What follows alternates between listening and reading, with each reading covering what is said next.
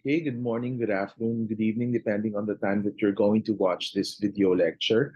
Our topic for today is international environmental law. So as to properly guide all of us in our discussions for today, specifically on the subtopics of this major topic under international law, I'm going to share my screen with all of you so that you will be properly guided as to the historical context, the evolution of the different principles under international environmental law, the different conventions, and the different case laws which are allied to international environmental law. So at the end of the session as well, I'm going to show you a video which will further elucidate one of the subtopics which we're going to discuss today. Okay, I'm going to share my screen with all of you right now for my PowerPoint, my keynote presentation. All right, there. Again, so our topic for today is international environmental law. For many law students, they believe that environmental law as a subject matter can be conveniently disregarded, considering that this specific topic is not a bar examination subject, admittedly, right? But in my case, in our case, no, I deemed it important to include environmental law in our discussion, especially in the sphere of international law, because I think that for us to be better and holistically appreciate international law in general, we must not be able to remove the environmental law component of component of international law. So by now you are already well versed with the different fields of interest under international law. So we have the law of the sea, we have jurisdiction of states, we have state responsibility.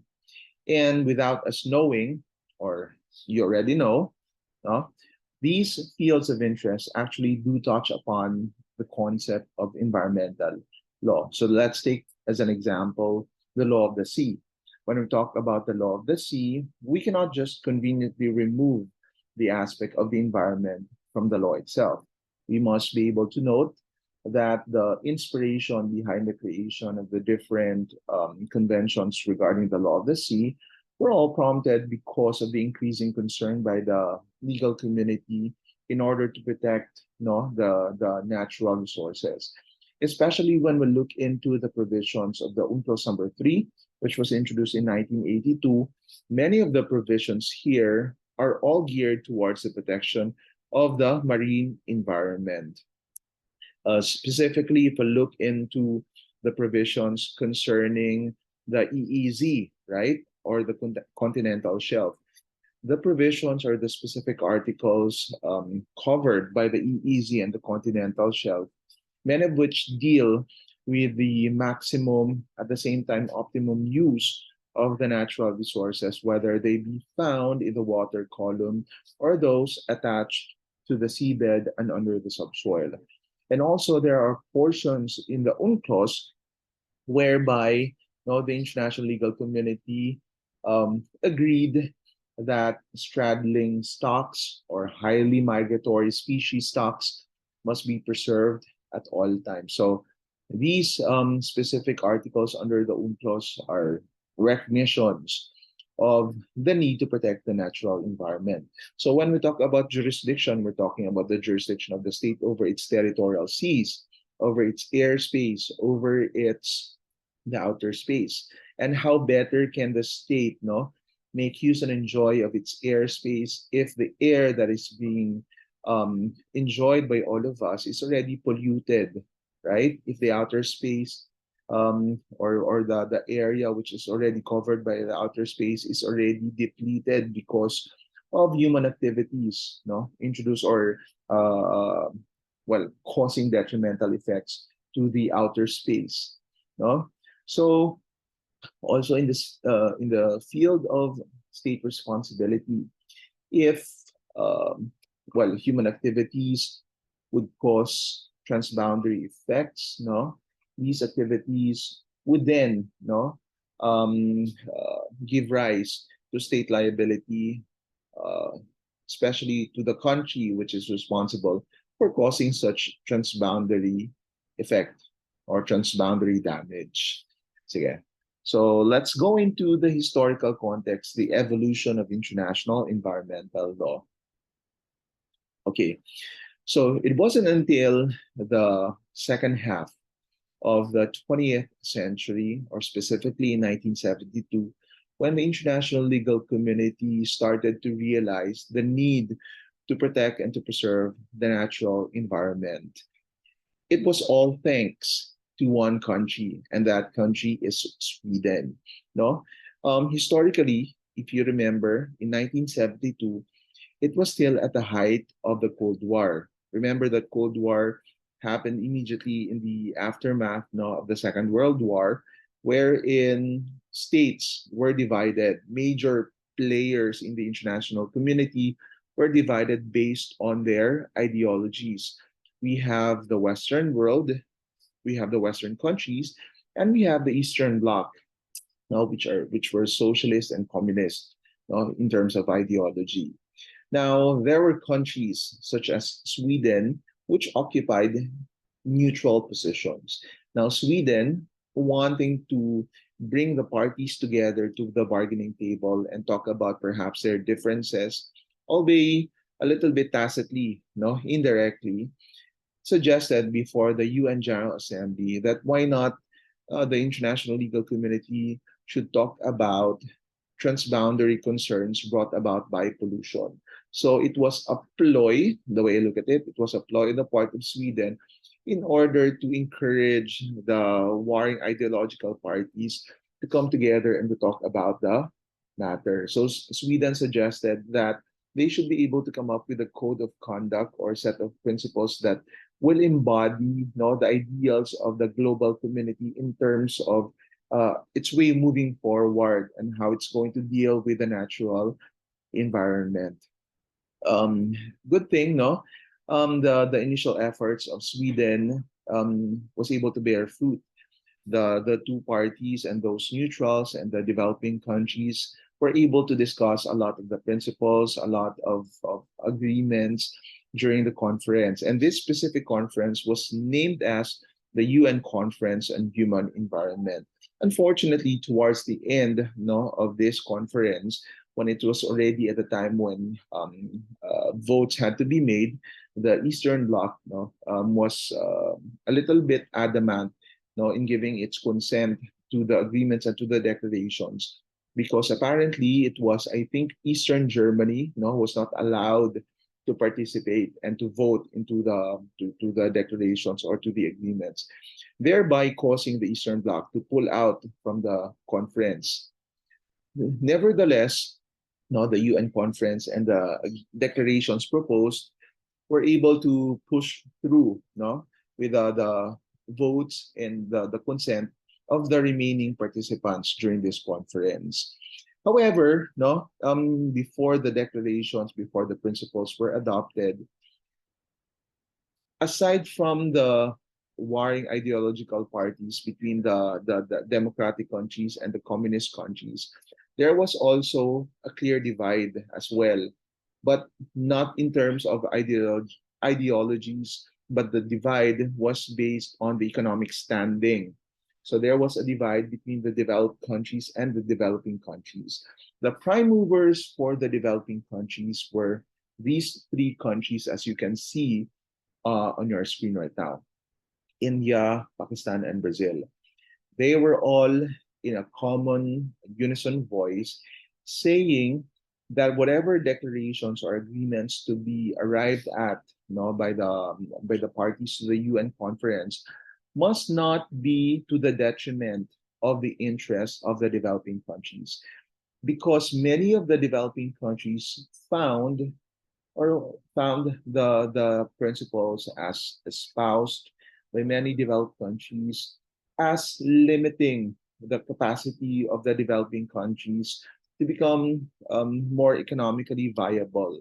Remember that during this was the time when a lot of new democracies or new countries were given birth, all over the world. And the older developing countries were all, in a position of economic growth, and they wanted that the economic growth which were already happening in their sides of the globe will not be stunted by the principles to be introduced during the UN conference.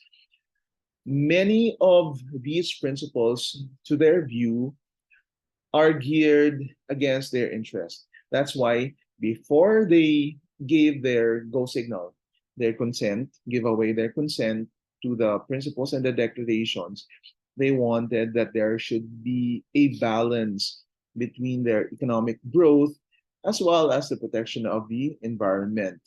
The principles for the protection of the environment must not be in a way that they would be trade restricting. In short, the capacity of the states, especially the developing states, no, to enter into agreements that would allow the spur of industrial growth in the countryside will not be stunted or will not be stopped. Okay? Nevertheless, one of the major breakthroughs during the 1972 Stockholm Declaration was, or the UN Conference on Human Environment rather, was the creation of the United Nations Environment Program, or UNEP. Take note, class, that UNEP, up until this date, is still very much existent and is still very much, playing an active role in the United Nations ecosystem in making suggestions involving, the matters of sustainability, matters involving the environment.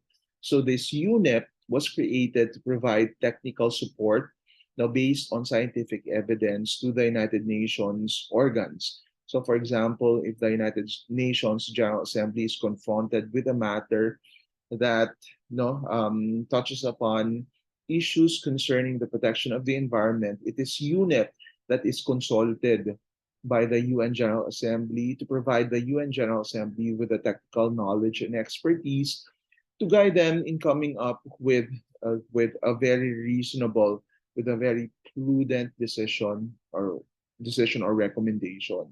So all of the decisions, of the General Assembly or the Security Council, depending on the circumstances befalling the UN, now will all be guided based on scientific evidence and based on technical knowledge. They will not be arbitrary.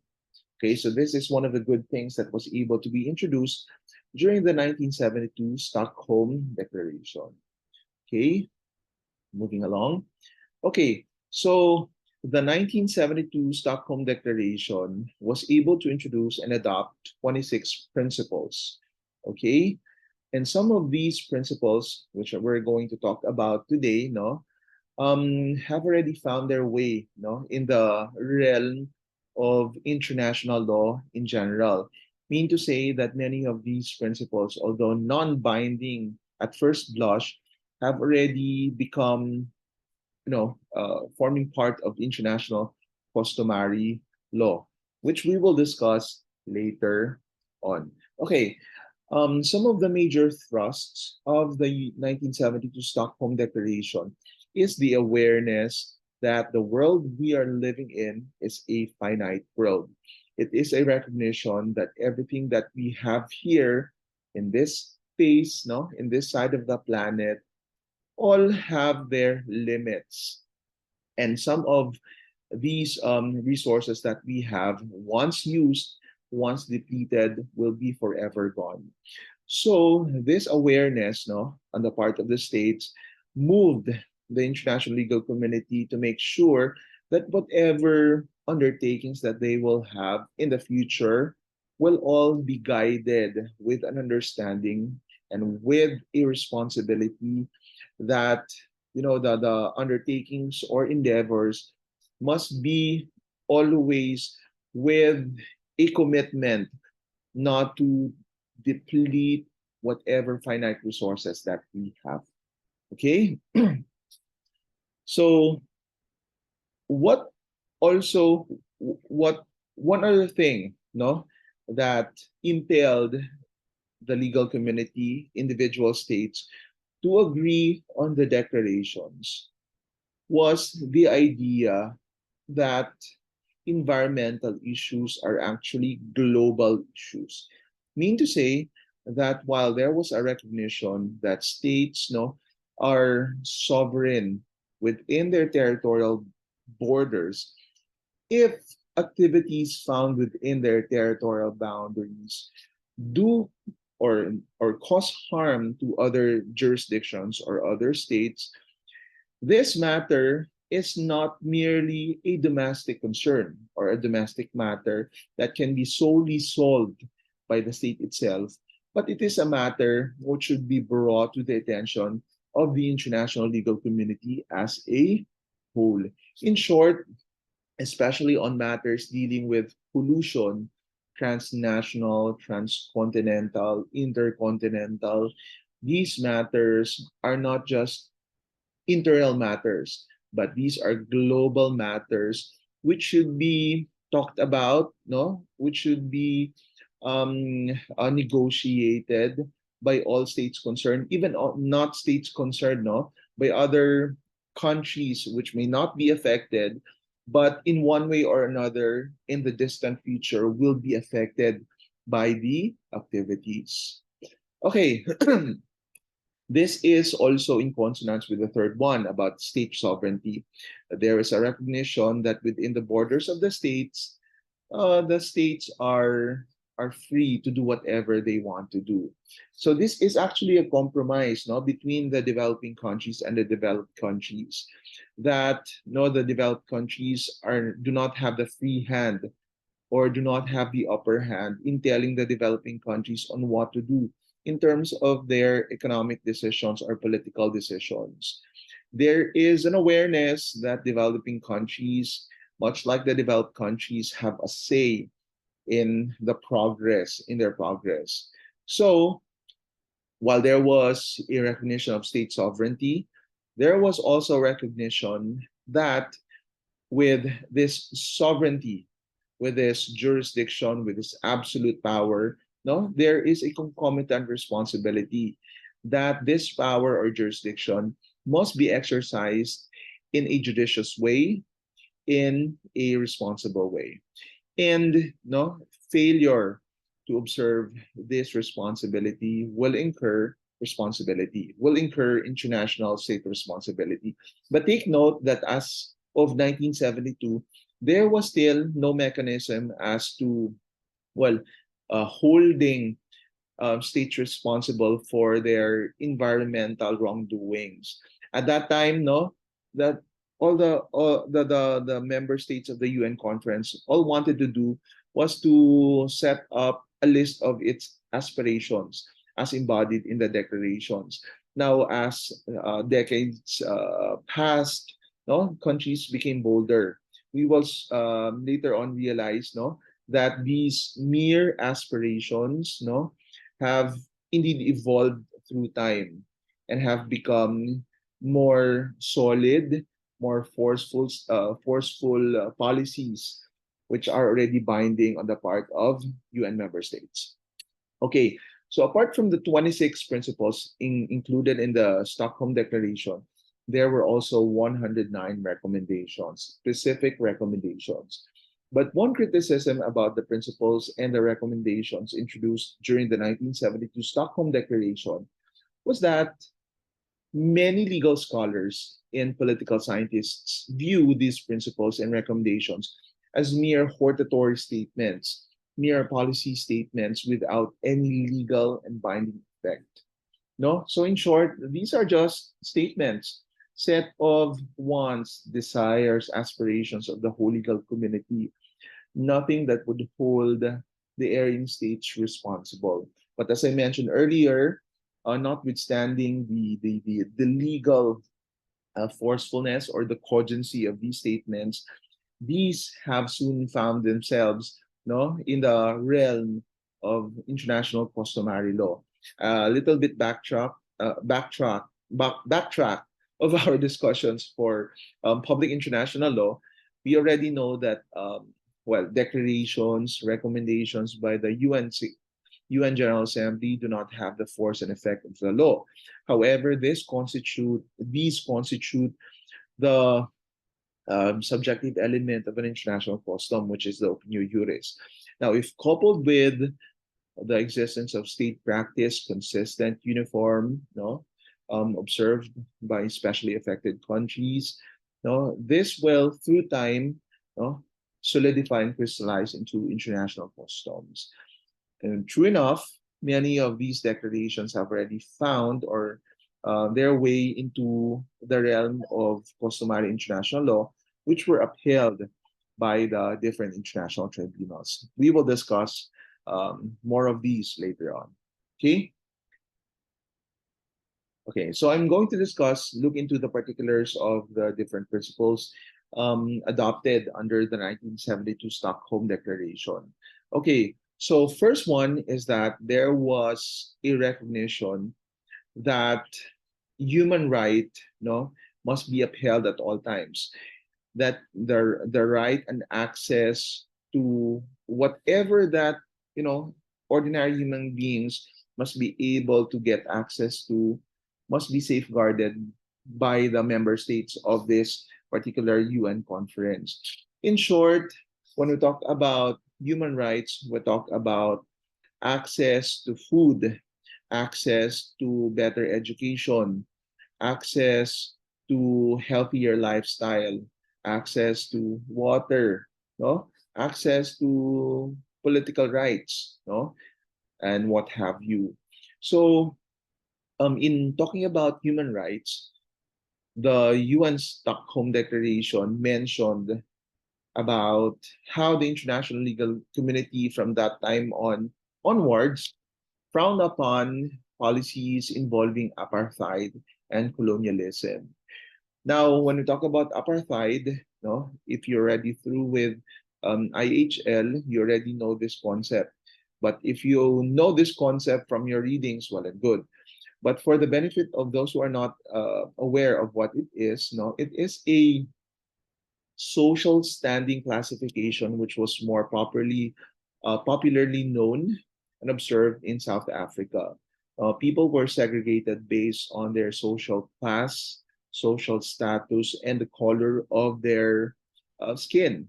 So white people had more access to opportunities, while people with black color, no, black skin color, weren't able to get access to public services much as they would want to have access. They were limited by the law prevailing at that time. No? So this practice was frowned upon by the international legal community.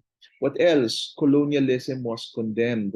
Remember that in 1972 or contemporary to that time, national liberation movements were all over the world, and moves for independence from colonial powers were very much active at that time.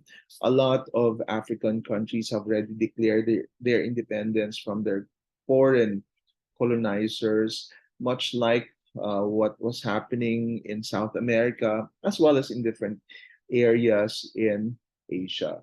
So from that time on, no, there was a recognition that developed countries should no longer subject territories as their colonial territories. Okay, so this principle was inserted by developing countries and their prime movers. Next one, natural resources must be safeguarded. So that's very self-explanatory. The Earth's capacity to produce renewable resources must be maintained. That's in correlation with the second principle. Fourth one is wildlife must be safeguarded. Remember that during this time, especially no policies no which were not yet fully implemented in South Africa, in South America, as well as in Africa, the trade of wildlife was almost unfettered. No, in short, endemic species, species which are rare, were traded with impunity. So there were no clear domestic legislations even international conventions that would protect certain species of flora and fauna. So this provided the bedrock for future conventions and domestic legislations. Okay, next one, non-renewable resources must be shared and not exhausted.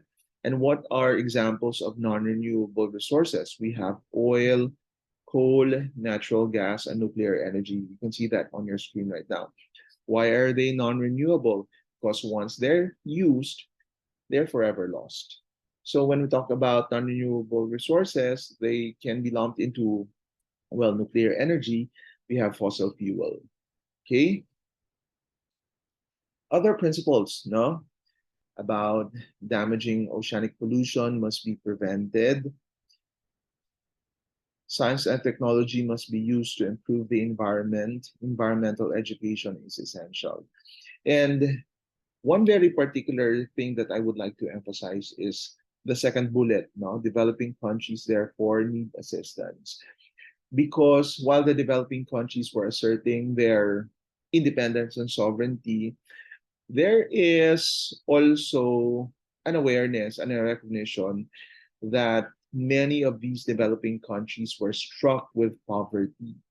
So even if environmental policies, no, were geared towards the protection of natural resources, there was also a move, no, that while the state members are trying to protect the natural environment, there must also be, no, a great importance given towards the population, no, safeguarding the health in general of populations as found in in developing countries and in underdeveloped countries. As you can see on your screen there was actually a great divide between the developed countries and the developing and underdeveloped countries. And that is reflected by the terms global north and the global south. The global north is represented in the picture by the blue fill, while the developing and the underdeveloped countries are represented by the red fill. No, so you can see the clear divide in terms of the economic standing of these countries. So if there are economic policies to be introduced, these economic policies must also be geared towards poverty alleviation. No? So, in short, it was also a cry for help on the part of developing countries as well as the underdeveloped countries. Okay, some other principles. They talk about pollution should not exceed the environment's capacity to clean itself. No, this specific principle became the inspiration for an emerging state practice, which is what we call the extended producer responsibility principle, which we are going to discuss later on. Next one, states may exploit their resources as they wish, but must not endanger others. So this specific principle was later on expounded in the 1992 Rio Declaration. We will discuss more of that later on. Okay, compensation is due to states thus endangered. So these are just very, very general terms, no, which were further elucidated in the future declarations and conventions. Next one, there must be cooperation on international issues. And lastly, weapons of mass destruction must be eliminated. Remember that in 1972, it was only 2 years after when the Non-Proliferation Treaty, no, entered into force. When we say Non-Proliferation Treaty, it is the treaty governing the use of nuclear weapons. In short, no, the Non-Proliferation Treaty aims to preclude states from using, stockpiling, or introducing nuclear weapons. So the members of the UN conference, the members of the UN conference were all in agreement that if ever nuclear energy is used, it must always be used for pacific means and pacific purposes. And any use of nuclear weapons or of, of such nature, no, is definitely prohibited under international law based on the declarations made by the parties in this case. So this principle is some sort of a follow up to an already existing non-proliferation treaty. And this was particularly inserted by the non-nuclear weapon countries because they believed, no, that the non-proliferation treaty does not really provide a clear-cut solution to a rather very alarming problem hounding them, especially between the warring ideological parties, because this was also at the time when the East and the West were all racing towards developing, no, weapons of mass destruction. And you may note that the Non-Proliferation Treaty, while it is an international convention and has very noble thrusts, the participation of the nuclear weapon countries was nowhere to be found in the NPT. Hence, this specific principle. Okay? All right. Sige. So, if the 1972 Stockholm Declaration happened behind the Cold War backdrop, the 1992 Rio Declaration happened in the aftermath of the Cold War. As you can see there, it's depicted by the tearing down of the Berlin Wall. You can see that on the picture. So this Rio Declaration took place or was adopted rather, no, based on another UN General Assembly conference. This was the UN conference on environmental development, or otherwise known as the UNCED or UNCED. No, this took place in Rio de Janeiro, Brazil, from June 3 rather, to June 14, 1992. So this UN conference was otherwise known as the Earth Summit. And apart from the many declarations, which were reiterations of the already existing declarations from the 1972 Stockholm Declaration, there were two notable developments in the 1992 Rio Declaration, or this UN said. Why? Because in this particular conference rather, two conventions were introduced. The first one was a climate change convention, and the second one was a convention on biodiversity. The climate change convention was actually adopted in this conference, whereas the convention on biodiversity was opened for signature by the attending states. What is so significant about this one?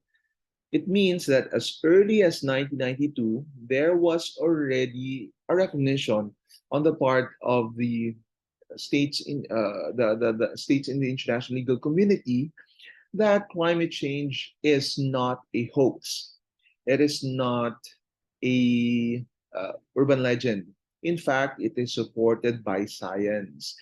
It is a matter which is of a global importance to the states, because if climate change would not be put into a stop, no, because of the increasing human activities, thus exacerbating climate change, the whole world we are experiencing right now, we are enjoying right now, would not be enjoyed by future generations. Okay, so when we talk about when the conference also introduced the Convention on Biodiversity, this one was a recognition, no, of the increasing need to protect flora and fauna, whether they be found on land, in the air, or at the sea. So it cut across, the protection of animals wherever they may be.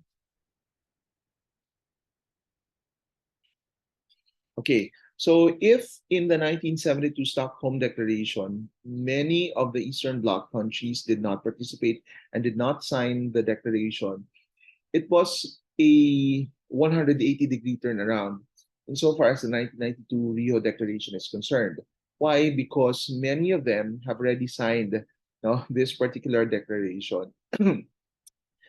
And one of the things that drew the former members of the Eastern Bloc, was the many declarations, were the many declarations concerning poverty alleviation.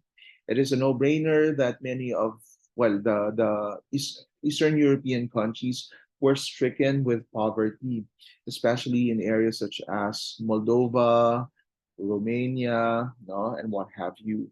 So they were all stricken by poverty. So many of the promises that were made, in the Riyadh Declaration, is the global consensus towards the eradication, the elimination of poverty, which was of high incidence in many areas or jurisdictions all around the world. And there was also an emphasis on sustainable development measures. Because when we say sustainable development or sustainability, it refers to the ability of human population and the natural resources to coexist and be able to thrive, no, in an environment, not just for the present, but for especially for the future purposes. So in short, there are two main components of sustainability: the human population component and the natural environmental component. The two, no, must gel together well. They must coexist well, not just for enjoyment in the present, but most importantly for the future. And the 1992 Rio Declaration was able to adopt 27 principles, many of which have already found their way in the different case laws, which we're going to discuss today. Okay, sige. First one is that this one is very important. This one will really come out in our examination. This is in line with the principle of sic utere, tuo ut alienum non ledas. Again, sic utere, tuo ut alienum non ledas. It means to say that within the state's territory, the states are free to exploit their natural resources. Okay, depending on the policies that they adopted, depending on the instruments governing how they are to exploit and make use of their resources. However, there's a caveat there. The caveat is that the activities, in pursuance of the state's goal of exploiting and exploring their natural resources, the activities must not have or must not cause any damage to the natural environment of other states or of areas beyond the limits of the national jurisdiction. So let me give you an example. Okay, sige. There was a time when swamp areas in Indonesia, were set into fire because they were converted into palm plantations, palm trees plantations. And what was the goal of that? Palm trees in order to produce palm oil, right? For economic purposes. So the areas were burned down, burned to the ground, and as a result, the fire emitted strong smoke and large quantities of smoke. And the smoke traveled all the way from Indonesia, and they reached the territorial jurisdiction of Singapore and Malaysia. Now, for several days, the skies of Singapore and portions of Malaysia experienced heavy smog, which was already found to be beyond human tolerance. So in short, they were already detrimental, posing serious risks to the health of the human population. Now, in that scenario, is that a violation of this principle? The answer is yes, because while Indonesia, in permitting the burning down, the burning of the swamp areas, while it is free to do so, to permit the activity, it may not do so with impunity. It may not do so if such activity would cause detrimental effects to neighboring countries such as Singapore and Malaysia in this case, or if they don't cause any significant damage to Singapore or Malaysia, any other areas which are beyond the national jurisdiction. So, for example, if the ashes from those burning plantations find their way in the Indian Ocean, no, and these ashes are turn out to be no very noxious substances, thus causing um, undue effects to the marine environment, then Indonesia might be held liable. So that is an application of the Sic Potere Tuo ut Alienum Non Leidas principle, which is embodied in this principle. Okay. Next one is that, okay, the right to development must be fulfilled so as to equitably meet developmental and environmental needs of present and future generations. So this is the striking of the balance between the right of development of the underdeveloped and the developing countries, and at the same time, no, the right to development must be exercised cautiously and judiciously so that the environment will not be um, will not feel no the brunt of the human activities, and that no the present and the future generations will still be able to enjoy the environment no that is offered by Mother Earth.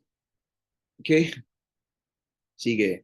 And again, this one is a reiteration. The second one is a reiteration that through cooperation of the international legal community, poverty will be finally eradicated. It is actually a very bold aspiration.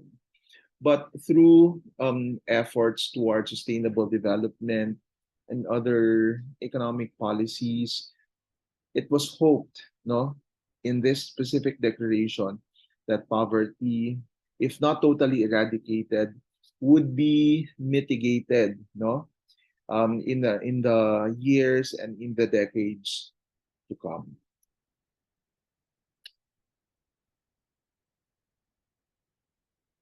Okay, this one, this one is a principle concerning the protection of populations which are vulnerable to natural disasters or to natural calamities. As you can see on the picture, this is an example of an environmental immigrant. Why? Because there are specific areas which are actually bearing the brunt of natural disasters. And these natural disasters, as time passed by, no, these natural disasters actually become stronger and stronger because of human activities which exacerbate the current situation and the current environmental conditions. One example, no, what used to be very not as strong typhoons and hurricanes from different parts of the globe are now stronger, and this is due to human activities, no, the introduction of more carbon dioxide to the air, thus causing the warming of our temperature. So warmer skies, warmer air would ultimately bring about bigger and stronger hurricanes or typhoons. So people like us, no, here in the Philippines, we are actually suffering, no, the ill and the ugly face of climate change, because what used to be, you know, lighter, not so strong typhoons have now become stronger, no, as time passed by. So the 1992 Rio Declaration aimed, no, to prioritize countries, especially the populations of these countries which are prone to experience the ugly facet of natural calamities. And because of that, countries which are responsible for these natural disasters or for the exacerbation of these natural disasters uh, should be responsible for compensating the vulnerable countries or the vulnerable sectors of these countries which bear the brunt of the natural disasters. So this was the starting point of the ongoing conversation about environmental compensation involving climate change. Sige. Next one. Sige. This one naman is, take note of this one because this will also come out in the final exams. No? This talks about common but differentiated responsibilities. Okay, otherwise known as the CBDR. What does it espouse? It espouses the idea that all of the countries, regardless of their economic status, have the responsibility towards the degradation of the environment. Yet, while they all have responsibilities, their responsibilities are graduated, are tempered depending on their economic status and how they introduced, no, how they that they exacerbated the damage or to the degeneration of the natural environment. In short, those countries which are wealthier, those countries which are, emit more carbon dioxide to the natural environment would have a bigger and heavier responsibility in terms of environmental protection in answering for environmental disasters as compared to the least developed countries, the underdeveloped and the developing countries. Why? Because, well, the industries in the developing, especially in the underdeveloped countries, are not so replete, no? How can they introduce environmentally unsound practices if they don't have the industries? Well, except for certain areas where in the developing countries and the developed countries actually merge. And that's the matter which is governing ocean pollution. We will discuss more of that later on. But as a general concept, no, CBDR says that the wealthier nations introducing more environmentally detrimental activities bear more responsibilities and heavier responsibilities under international law. Okay. All right. Next one talks about compensation. Compensation, no, for the this principle requires that states, no, in moving forward, must be able to adopt domestic legislations in order to safeguard the the protection of the natural environment in a way, no, in a way that those possible perpetrators of the environmental degradation are punished properly. In short, there must be a system, no, of accountability whereby um, perpetrators, no, are punished and have to serve out jail time if needed. No, if you look at the current state of things in the Philippines, the current laws that we have on the environment, we have very promising laws. But in terms of compensation, there is much to be desired up during the present times. In short, we still have a long way to go before we can have a full, a more holistic protection of our natural environment, especially in terms of compensation. You may have noted, no, based on social media reports and in our dailies, that there were many incidents of oil spills in the past, no, especially in, I'd say, Guimaras. The more recent one is in Mindoro. But have you observed, no, if there were any measures taken by the national and local governments in order to hold these erring individuals liable in terms of compensation? Yes, to a certain extent, no? requiring them um, to clean up the mess that they have introduced. But in requiring multinational companies to set up funds for future damages of such nature, there is none as of now.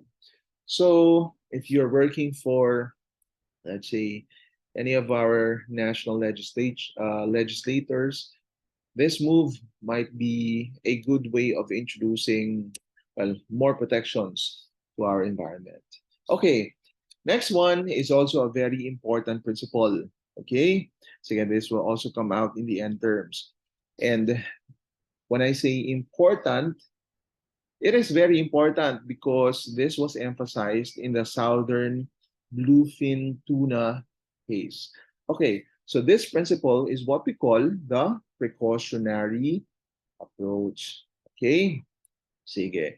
So when we say precautionary approach, it says that, you know, if there are no clear scientific evidence that would show that a certain activity would cause serious or irreversible damage, it does not give a license to such an activity to push through if cost-effective measures are not in place.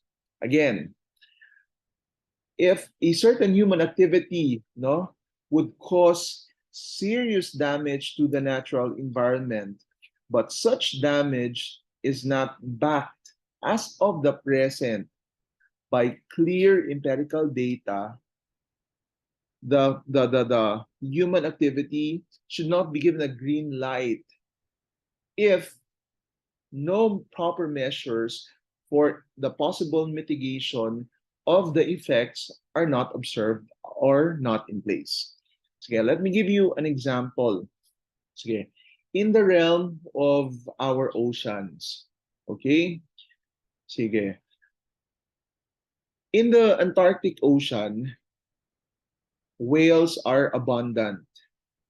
And the main source of food for our whales, dolphins, etc., are krills. They are bigger shrimps, no?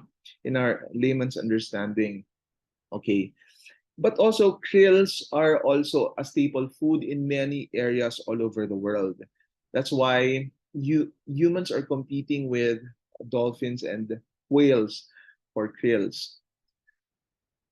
And what used to be the abundance of krills in the Antarctic is now at the verge of collapse because of the introduction of new scientific technologies by shipping companies that would allow bigger catches in the Antarctic Ocean, no, without any distinction between the adult krills and the baby krills, or those which are not yet ready for harvest. In short, the trawlers, propelled by this new technological advancement or development, makes no distinction.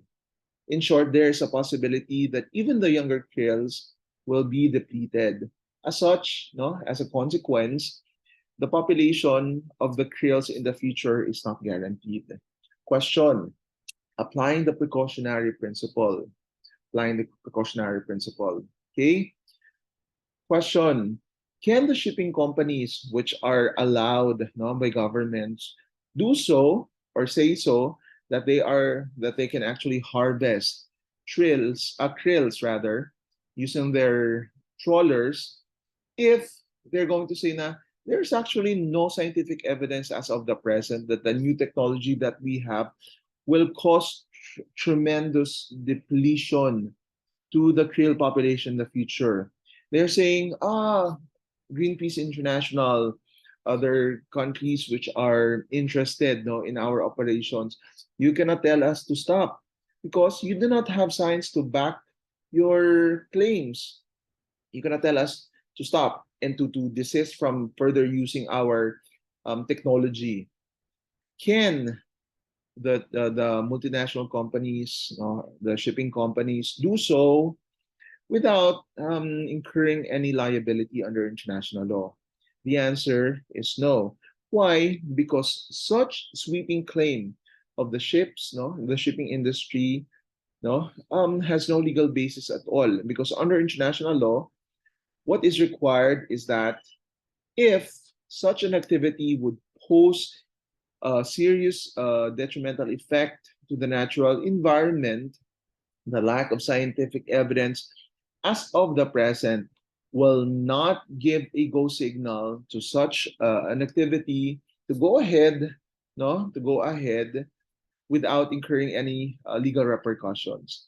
So in the example that I gave you, the shipping companies must desist, no, from its activities up until it is able to provide more efficient way of harvesting krills within the Antarctic Ocean. And in such a way that the baby krills or those krills which are not yet capable, no, or not yet proper for harvest will be spared from the catching or the fishing activities. Okay? Sige. So I will be giving you a similar example or a similar question in our examination. Okay. This is the first one, the first principle is a very important introduction or a very important principle introduced by the Rio Declaration, the importance of environmental impact assessment. In fact, this was echoed in one of the cases that we're going to discuss today, the pulp mills case. The the importance of environmental impact assessment cannot be overemphasized because certain activities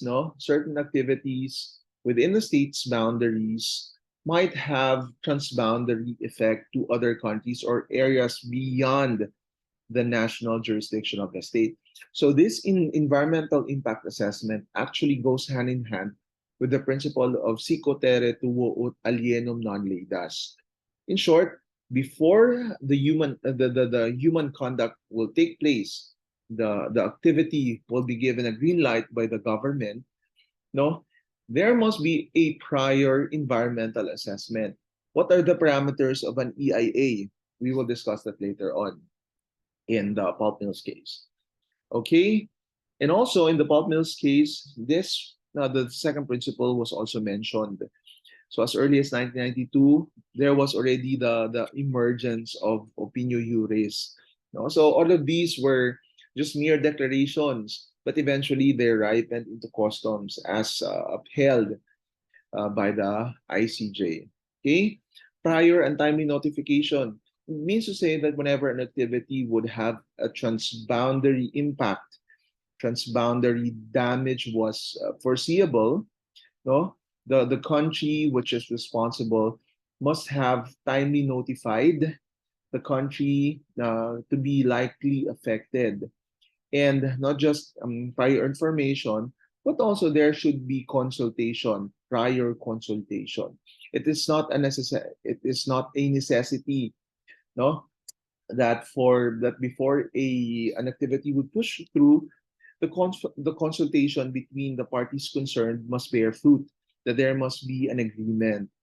What is required under international law is that the consultation must be tended to by good faith or good intention on the part of the state, allowing the human conduct, human activity rather, no, good faith on its part in order to consult the other state. Okay? Sige. Next one. Okay. So in the 1992 Rio Declaration, what used to be neglected segments of the society were now given their due time and due spot, no, in the different the principles. And I'm talking about the importance given to indigenous communities found in their localities. It is not. It is a matter of public knowledge that many indigenous people thrive and coexist with our natural environment. many of them, if not all of them, still live in areas which are a little bit isolated from the main civilizations. And because of the increasing activities in urban areas, there is a need for supplies in urban areas to be replenished from time to time. And where else can the manufacturers get the necessary supplies? They have to get it from the places wherein resources are still very much replete, very much abundant. And these resources can be found in many of the areas occupied by our indigenous population. Okay, so case in point would have to be the different tribes which are occupying major lands in the Amazon forest, Amazon rainforest. No, um, large portions of the Amazon rainforest have lately been converted into cattle farmland. In short, cows, hogs, and what have you are now being raised in major areas of the Amazon rainforest. The what used to be forest land is now converted into cattle farmland, no, and agricultural farmland. And many of the indigenous people were uprooted and were displaced from where they were found. In the 1992 Rio Declaration, this is what the international legal community hoped it to be, that these indigenous people will be protected from the ill effects of development. But of course, we have yet to see, no, how this specific principle will be fully applied in that specific area of Brazil. But well, in principle, they are to be protected. Okay, so I mentioned earlier that the 1992 Rio Declaration, the UN said, no, was responsible for the introduction of the Climate Change Convention. So I have already mentioned the thrusts, no, of the Climate Change Convention. That what the international legal community aimed at that time is to come up with a certain set of rules and guidelines concerning the mitigation of the effects of human activities to the general climate conditions of our planet. No, and among the many provisions, there was a specific provision concerning the prevention on the introduction of dangerous anthropogenic human-induced materials into the environment. So mostly when we talk about anthropogenic human-induced products, we're talking about methane, carbon dioxide, which if they are emitted into the air, would exacerbate, no, the warmth of our climate, thus causing thus worsening the climate condition in our planet. So this is what the UNFCCC wanted to foreclose the possibility of the warming of our climate. There are significant developments, no, concerning this one, especially with the introduction of the Kyoto Protocol in 1997 and in the 2016 Paris Agreement, which we are going to watch later on. Okay?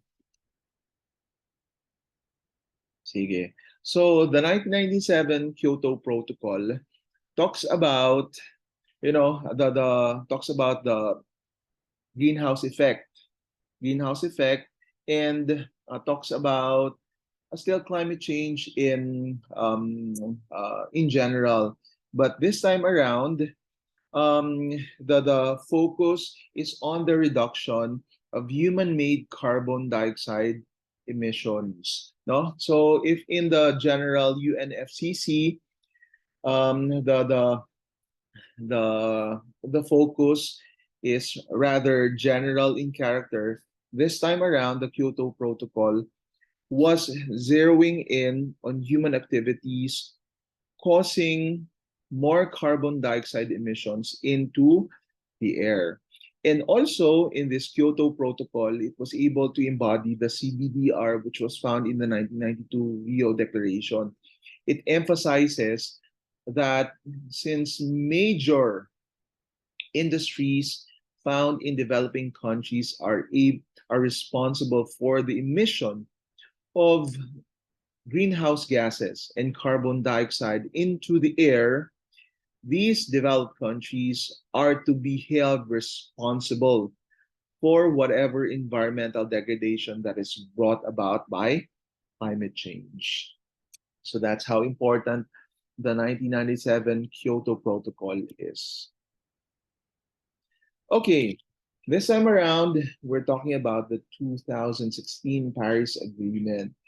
Now, it's a very promising agreement.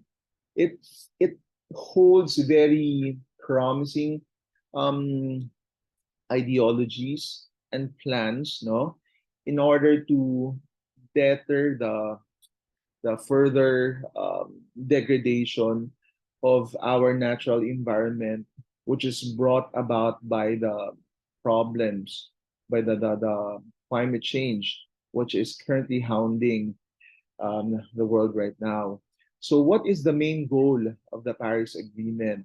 Its main goal is to make sure that the temperature um, all around the world, no, will be below 2 degrees Celsius, um, uh, which is above pre-industrial levels.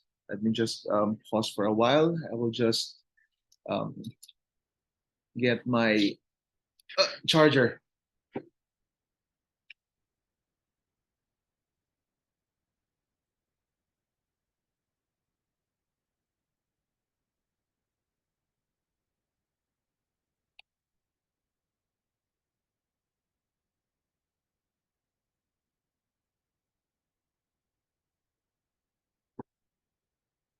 Okay. Okay, so for us to better understand what are the main thrusts, no, or goals of the Paris Agreement, I'm going to share a video presentation with all of you. Okay.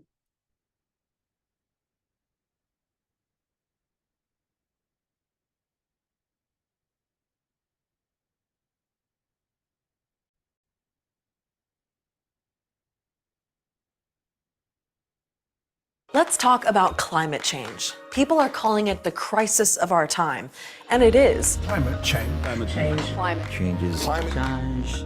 But it's easy to get lost in this story. The science is dense and politics get in the way. World leaders are meeting in Madrid to talk about the climate crisis and how to slow it down. And they're under pressure from millions of people around the world calling for concrete action. The empty promises are the same, and the inaction is the same. So what exactly are we doing wrong, and how do we fix it?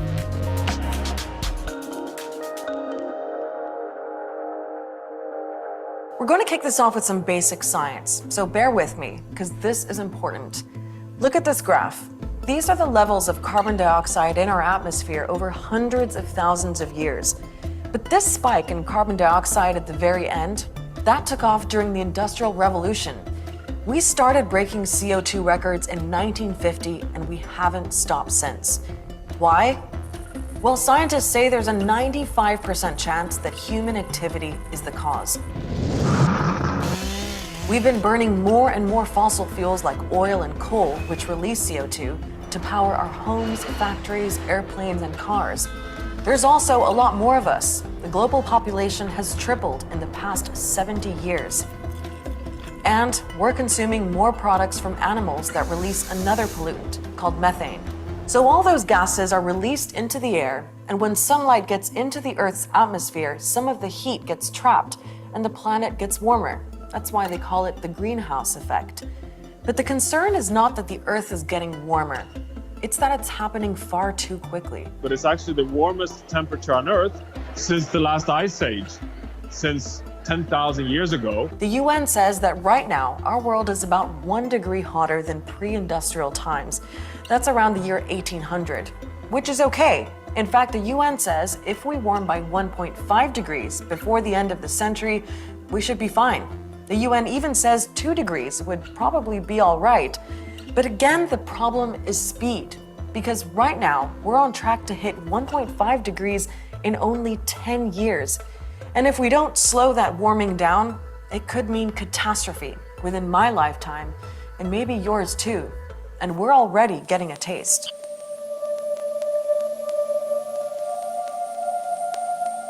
Climate change is here. Climate change is happening. We are well into the 6th mass extinction event. Europe is currently colder than the Arctic. More than 1,000 people being rescued just in the early morning hours of Sunday. Millions of people are likely to suffer worsening food and water shortages. Drought, which is now in its 10th year, is a phenomena that's here to stay. We've never seen a year's worth of rain in less than 7 days. Sea levels are rising about 3 millimeters a year because seawater expands as temperatures get warmer. Melting ice sheets and glaciers also add trillions of tons of fresh water into our oceans. People around the world are already losing their homes. And if things carry on, millions more of us will have to pack up too. Entire coastal cities could be underwater within 80 years, like Miami in the US or Osaka in Japan. Entire island nations in the Pacific could completely disappear. Natural disasters becoming more and more intense, more frequent, with more devastating consequences. The dramatic impacts of drought in different parts of the world, all this is creating a situation that is a real threat to humankind, and we are not doing enough. If 99% of doctors said to you, take this medicine or you will get really sick and probably die, you would take it. Who wouldn't take it? The problem is, at the moment, we don't have any medicine. Now, there is a plan to slow all this down. Back in 2016, world leaders signed the so-called Paris Agreement. And the big pledge is to cap temperatures rising by 1.5 degrees or a maximum of 2 before the year 2100. So countries set their own targets on how much CO2 they emit. But here's the thing, 3 years after the agreement, global CO2 levels are still going up. CO2 emissions have been going up the last year by 2%, so that's actually above the average of the last 10 years. So it's started to increase again, and it doesn't look too good. In some ways, we're going backwards. The United States will cease all implementation of the non-binding Paris Accord and the draconian financial and economic burdens the agreement imposes on our country. The US, one of the world's biggest polluters, has pulled out of the Paris deal. Russia and China are accused of not giving themselves ambitious targets in the first place. Turkey and Poland want to build more power plants that use coal.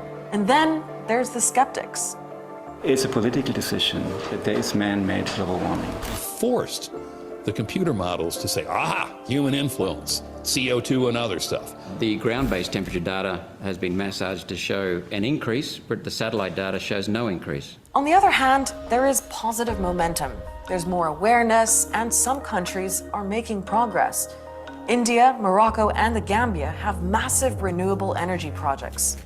There are different countries doing things successfully. So some countries are, for example, making all public transport free in the cities. What a great way to encourage people out of their cars. But experts say what's needed now is an even bigger push to change everything about the way we run our world. Business as usual has got to change. Politics as usual has got to change. In order to combat that, we have to change the system that has allowed it to happen. You can't have infinite growth on a finite planet. And everyone can do that by shifting to renewable energy, reducing the use of cars, use train more, cycle more, eat less meat, consume a bit more carefully. So where does that leave us? Well, there's only so much bike riding and light bulb replacing that you and I can do every day. But the truth is that it's those everyday things that are going to change anyway. Even coffee could run out if farmers can't grow it. So the expert advice is that it's down to all of us to change our ways and shake things up, or climate change is gonna do it for us. If there's a story you want to get your head around, let us know. Get in touch with us on Twitter or Facebook. Also, make sure to subscribe to our YouTube channel so you never miss an episode. Okay, that's it. As you can see, the inspiration, the reasons behind the agreement, the 2016 agreement, and the different factions, no, of people viewing the problem of climate change in relation to the 2016 Paris Agreement. And you've also seen in the video, no, how many of the countries responded to the 2016 Paris Agreement, with many of the industrial countries not responding very well to the 2016 agreement because it's going to cause Paris Agreement, because it's not going to be very advantageous on their part, considering that there are a lot of industries still emitting carbon dioxide, thus causing greenhouse effect to our climate. Okay, so let me go back to my keynote presentation. All right, so you already know what the 2016 Paris Agreement is all about, so I'm not going to go dive deeper into it. But one thing that I would like to highlight is that the Paris Agreement itself, no, aims that in the year 2100, so that means what, more or less 2023, that would mean 77 years from now, it is hoped, no, by the signatory countries that there would be net zero emission. What do we mean by that? That whatever emissions that human activities do have to the natural environment will automatically be zeroed out or eradicated through cost-efficient mechanisms. That's why net zero emissions. And it's also hoped, no, by this particular agreement that emissions, no, by the end of 2050 will be reduced by 50%. So as to the specifics on how these could be achieved, we are yet to wait and see. Okay, and I also included in the slide that we have here a picture of Brazil. No, in a recent decision of the Supreme Court of Brazil, the court mentioned that the 2016 Paris Agreement embodies a human right treaty. So this is a very welcome development. Why? Because the decision is a step moving forward, no, instead of a step moving backwards.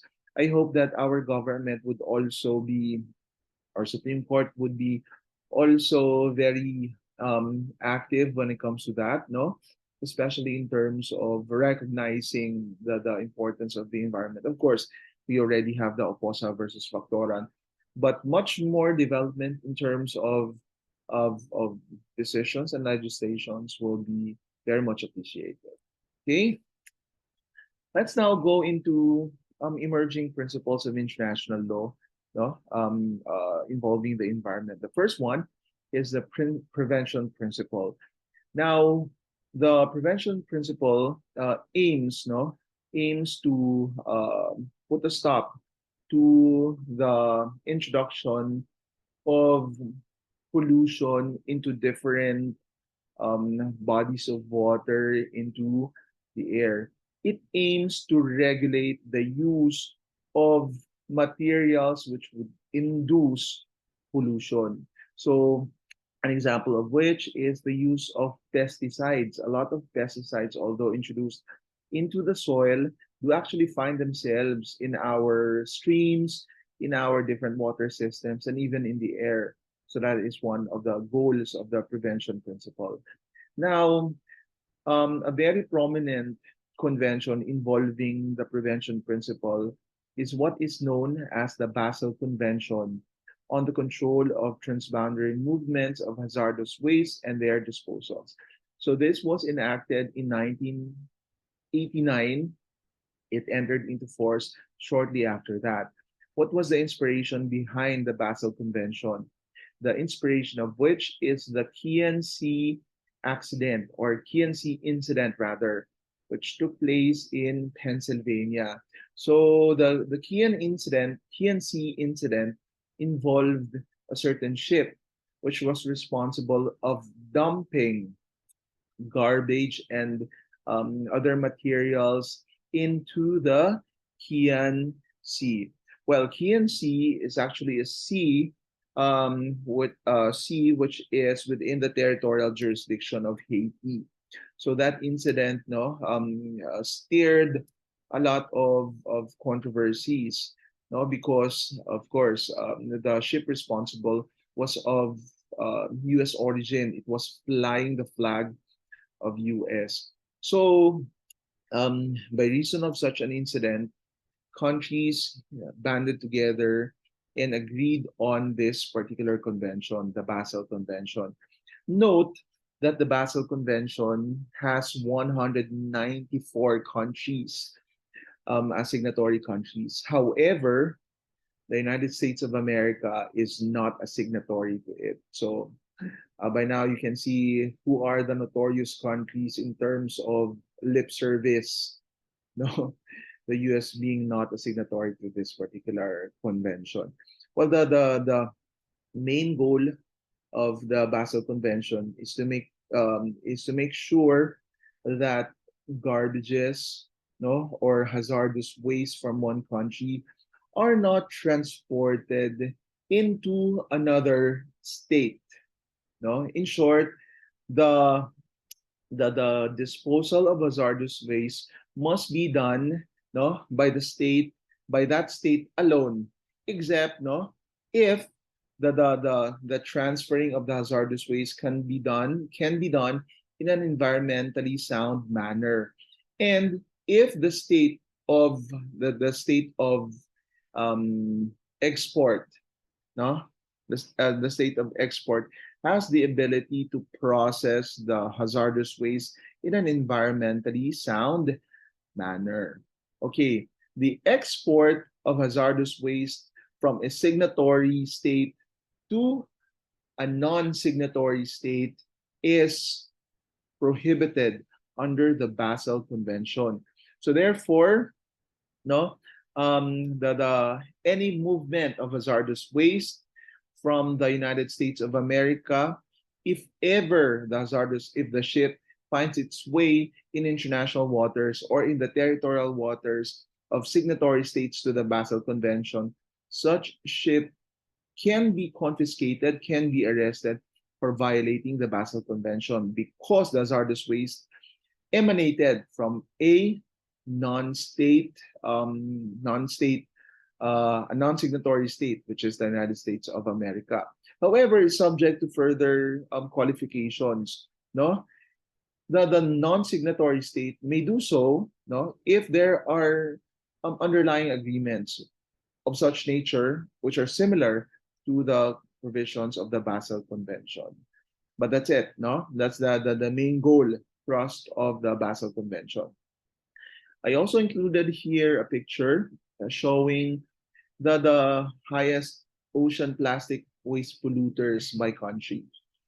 And as you can see here, Philippines occupies the biggest share of the pie. But that doesn't necessarily reflect the entirety of the conditions as found in our world oceans. We're not, in fact, the first. It is still the People's Republic of China, which is at number 1, followed by Indonesia. And of course, we are bronze medal. We are 3rd in the list. So just imagine how much we as a population are very not so conscious about our conducts and how we dispose our materials. So whatever you throw from your house, plastics, no, they all find their way into the ocean, and you are a contributor of that. Okay, sige. The polluter pays principle has its origins, no, has its inspiration from the Trail Smelter arbitration case.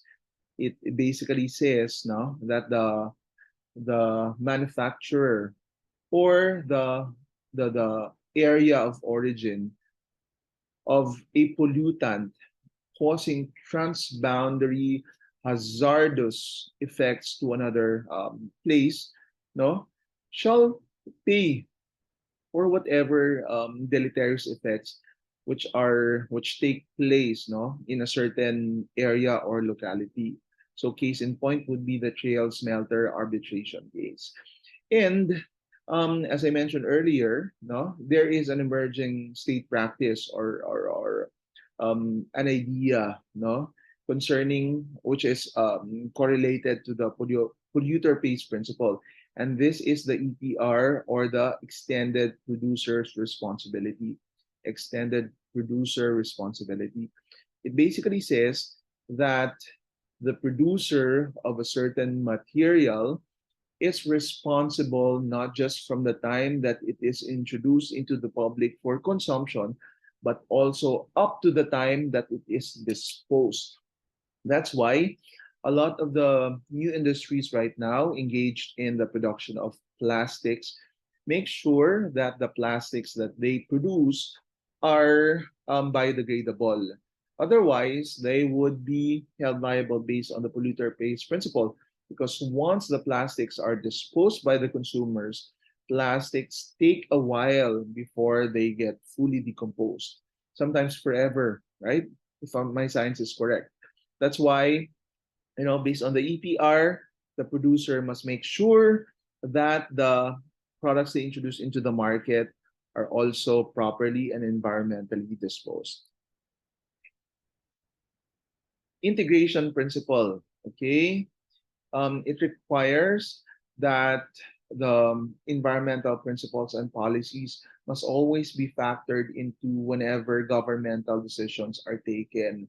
So I mentioned I mentioned here an emphasis on the environmental impact assessment, because if major activities, no, will have a possible effect to the environment, the government must make sure that the preservation of the natural environment is still of primordial importance.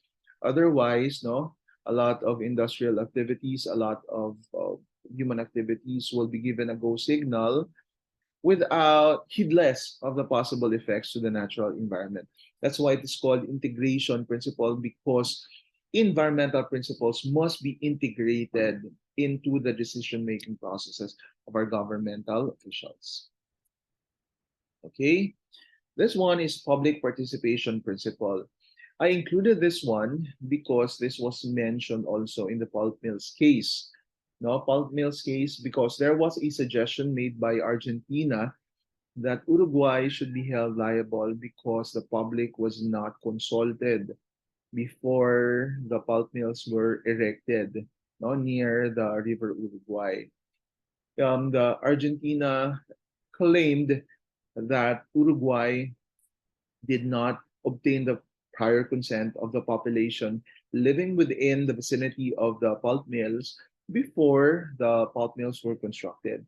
However, no, the court rejected the argument of Argentina, saying that this particular argument has not yet found, no, its legal basis under international law. But it was properly framed in such a way that it could have been properly asserted by Argentina if it was argued in a better way. But we are yet to see, of course, if there are future cases involving this matter. No, it would be a great, it would be a welcome development, no, in the wealth of what we have right now in international environmental law. So basically, when we say public participation, it requires that before a human conduct will be approved by the government, human activity will be approved by the government, the public's consent must be obtained.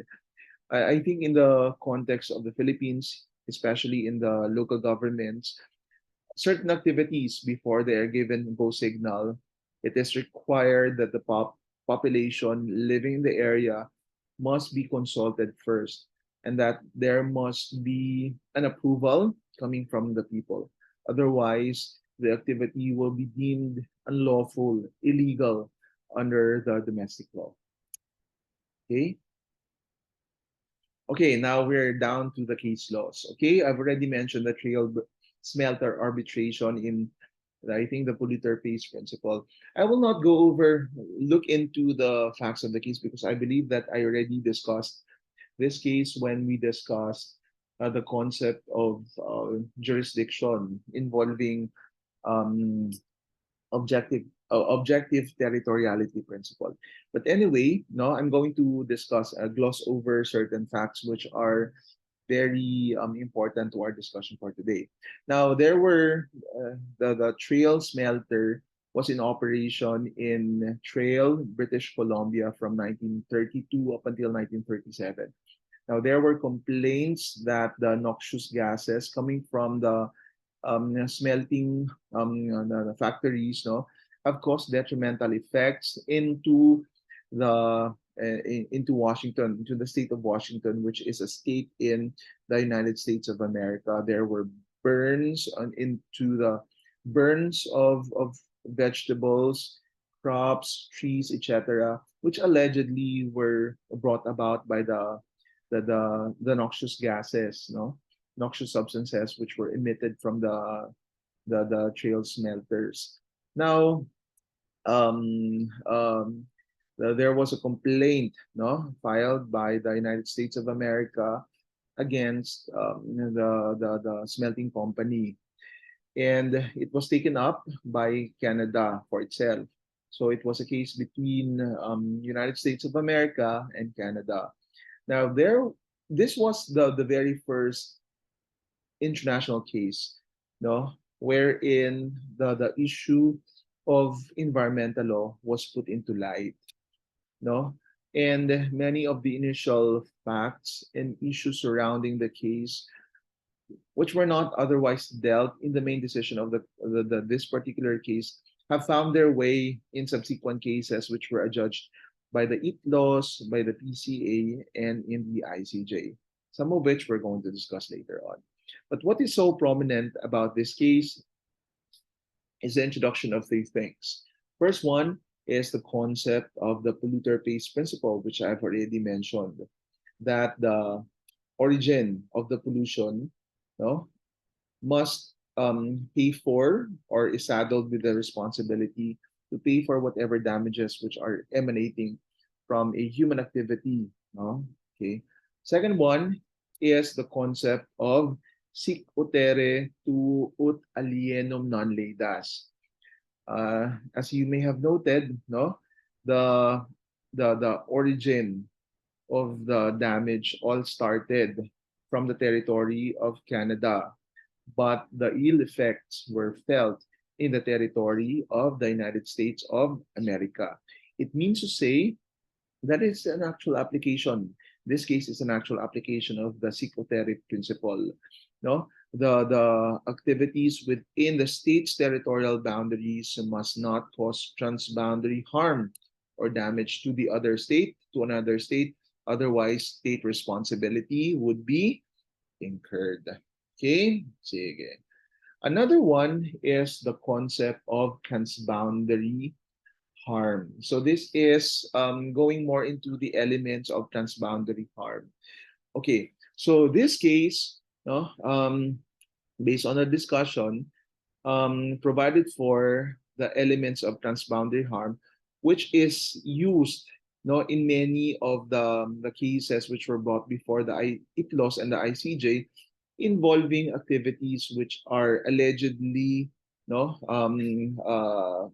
transboundary in character, no, cases involving the environment which are transboundary in character. Okay, so what are the elements? Take note of these class, no, when we talk about the elements of transboundary harm.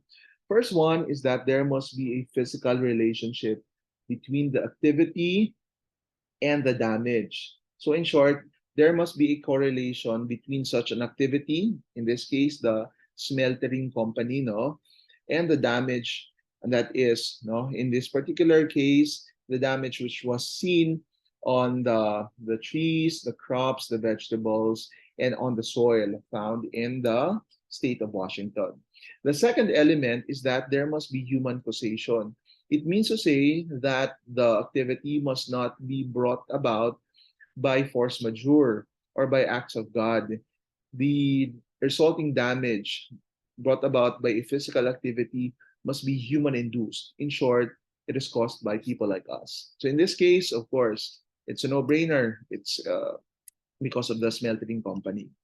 Third element is that there must be a threshold of severity.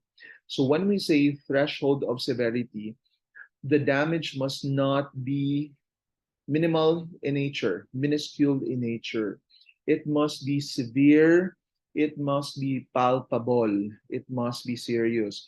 Diba? In this particular case, there were allegations made by the US that the damage, no, of sustained by the farmers in the state of Washington was of such nature that Canada would incur state responsibility. But because obviously, because of how sloppy was the handling of the case was by the lawyer for the United States of America, the original asking the original compensation which was sought by US was not granted because Canada was able to frame it in such a way that the damage, although there may have been damage caused by the activity, such damage was not serious in character. So under the elements of transboundary harm, it must be noted that what is required under the law for transboundary harm to exist is that there must be serious damage, there must be severe damage, thus fulfilling the threshold of severity requirement. And lastly is that there must be transboundary movement. In short, there must be the physical activity and the damage must be located in different territories. In short, it's not just within a certain territory. There must be, we're talking about two different territories or two different countries, in short. Okay? So take note of the different elements of transboundary harm. Okay? Sige. Moving along. Okay, another case which is very prominent in international environmental law, and perhaps the most important international environmental law case which was ever brought before any international tribunal, is the pulp mills on the river of Uruguay case, a case between Argentina and Uruguay. Why did I say that this is probably one of the most important? Because in this particular case, a lot of international law principles were introduced, international environmental law principles.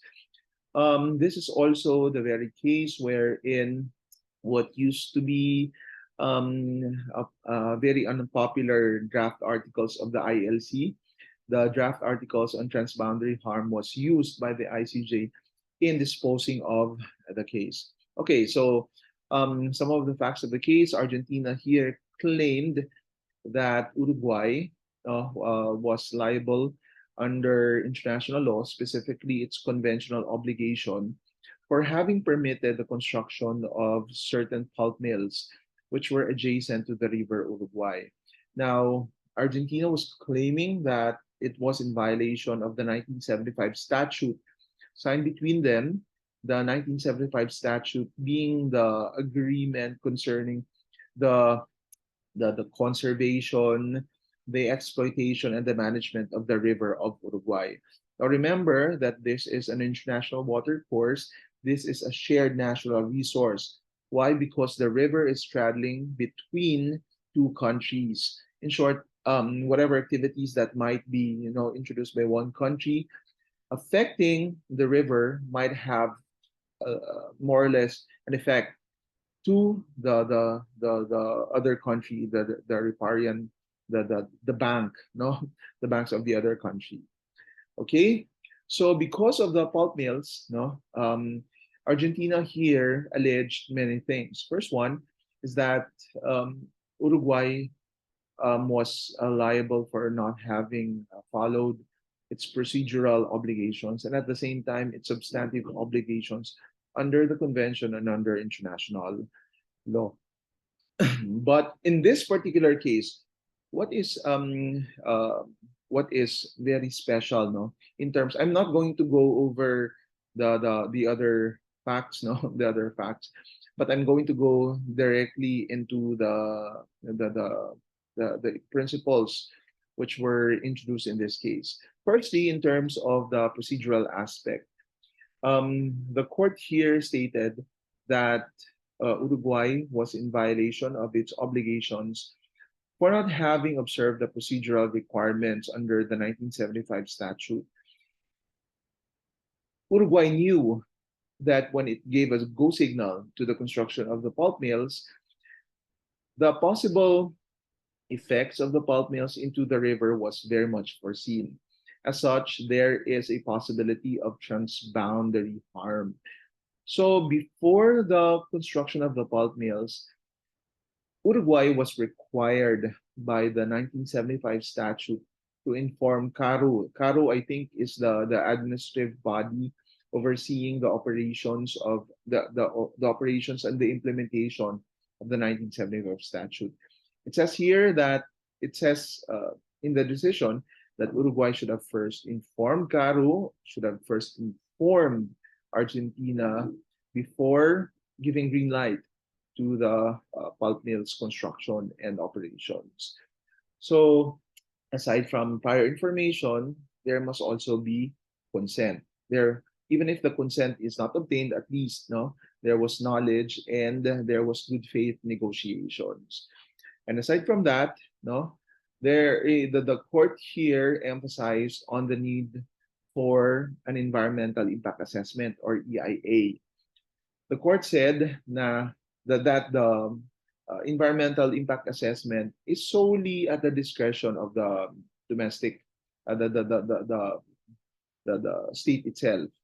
Mean to say that the parameters, as to how a proposed activity will meet environmental standards will be based on domestic legislations of the country wherein the proposed activity will take place. So in short, in this scenario, Uruguay is free under international law to introduce domestic legislations which would have provided for the metes and bounds for a project to be found environmentally safe and sound.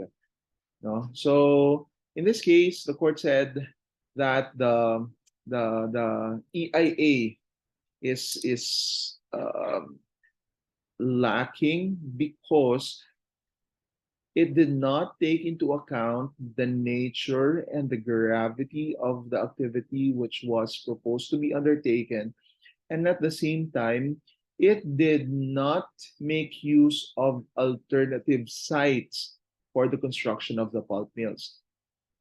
EIA requires that all of the circumstances must be taken into account before the project is allowed.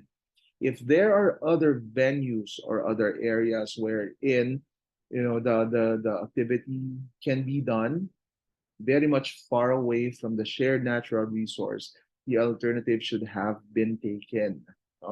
So that is how the ICJ approached the violation of Uruguay insofar as the procedural aspect of the case is concerned.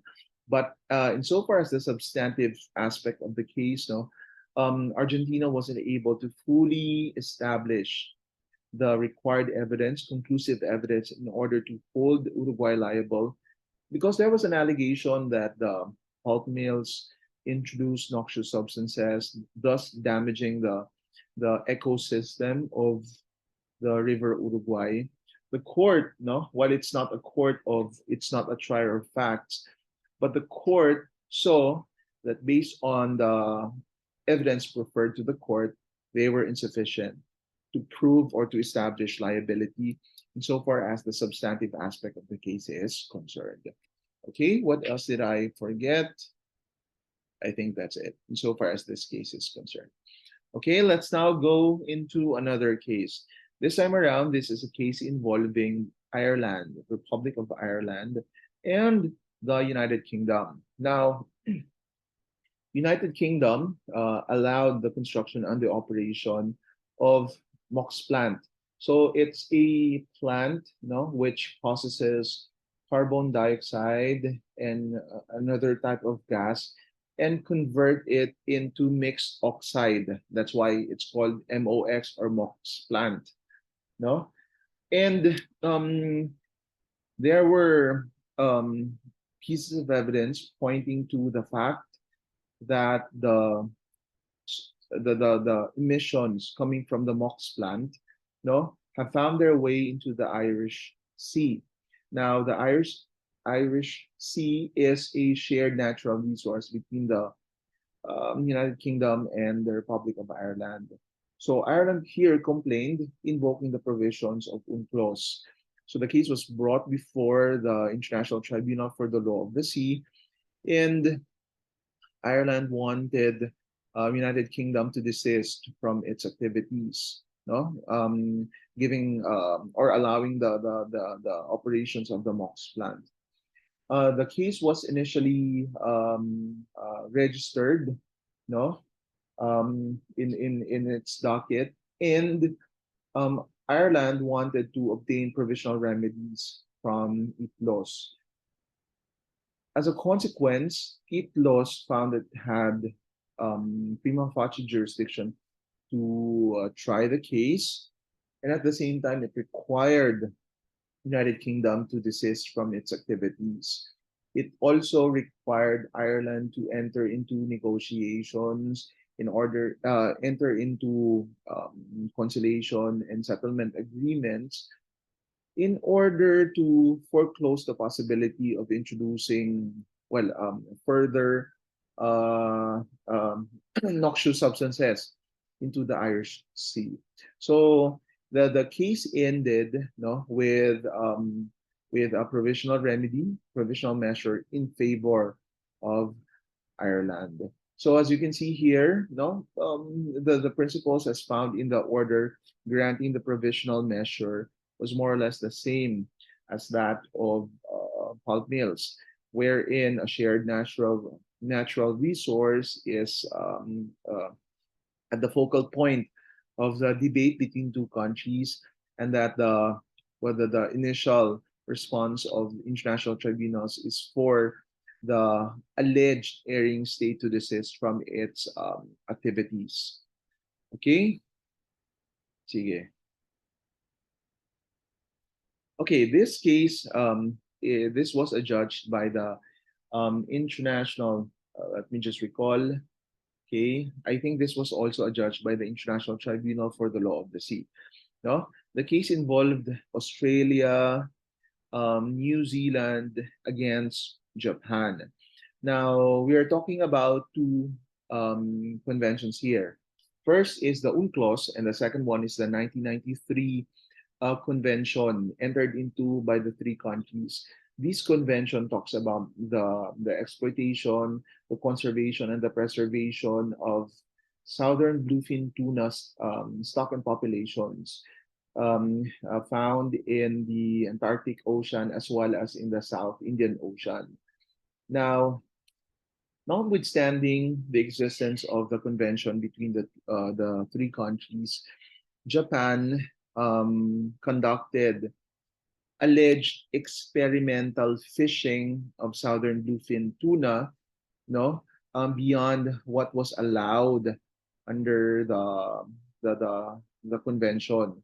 In short, the maximum catch, which was set, the maximum threshold, which was set in the 1993 convention, was breached by Japan. So Australia and New Zealand here, instead of holding Japan liable under international law, under the 1993 convention, opted to make use of the provisions under the UNCLOS. That's why the case was brought before the ITLOS, on the basis of the judicial settlement provisions under the UNCLOS. Here, New Zealand and Australia claimed that the activities of Japan was not experimental in character. And definitely it was made for the purpose of catching southern bluefin tuna in violation of the provisions specifically on highly migratory species as found under the UNCLOS. The court, initially Japan contended that UNCLOS is inapplicable and that the ICLOS doesn't have jurisdiction because what is relevant under this case is the 1993 convention among the three countries. Nevertheless, despite the argument of Japan, the court proceeded to grant the provisional measure, which was prayed for by New Zealand and Australia. And this is where the precautionary principle was applied, although in a very implicit manner, in a very tacit manner, without using the very words as found under the 1992 Rio Declaration. The court here said that there was no clear scientific evidence or clear scientific data that the activities of Japan in its experimental fishing would clearly deplete or cause the collapse of the population of the southern bluefin tuna in the areas, in the contended areas, no, and in the area subject to the contention of the parties. Even if there's an absence of clear scientific evidence, still the court said that it would rather err in that side of caution. So mean to say, Japan, you have to stop whatever you're doing right now, because even if we are not confronted with conclusive evidence, still your activity will pose a might pose a detrimental effect. Japan wasn't able to provide alternative, cost-efficient, and better solutions to whatever undertakings that it was doing at that time, insofar as the southern bluefin tunas were concerned.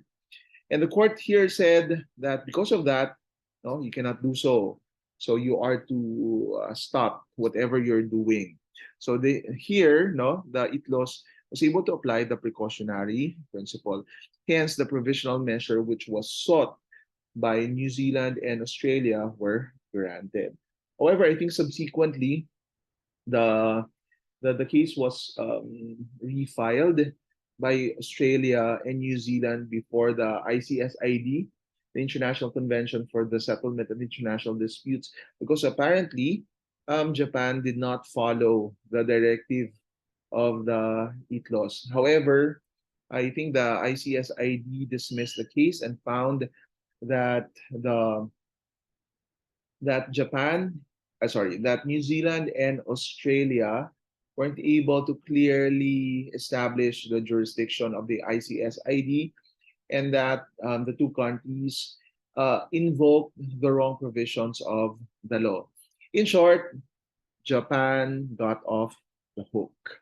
Okay, so let's look into another case. This time around, we still have Japan as the respondent. No, instead of the southern bluefin tuna, we have whales. No, so this case involves whaling in the Antarctic. Still, the same set of actors: Australia, New Zealand against Japan. Now, much like in the other case, no, there was an existing convention concerning anti-whaling activities, and all three countries are state parties to such whaling convention. Now, the whaling convention aimed to prohibit the harvest of whales beyond what is agreed upon by the countries.